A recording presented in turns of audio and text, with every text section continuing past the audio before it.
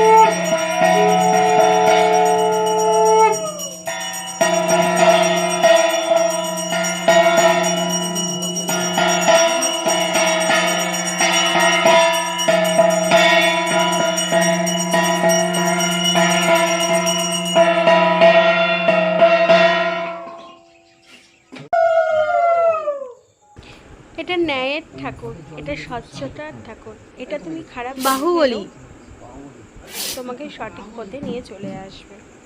আমার দাদা বাহুবলীর মতন সুন্দর করে কেটে ফেললো বা ছিঁড়ে ফেললো এই ঠাকুরের নীল বস্ত্রটা। কি করবে বলো তো? এর মধ্যে একটা তাল দিয়ে বেঁধে দেবে, সেটা বলে টাঙিয়ে রাখতে। আর এই যে আমার বৌদি সারাদিন আমার বৌদি সুন্দরভাবে এইদিকে দেখো চিংড়ি প্রসাদ বানাচ্ছে।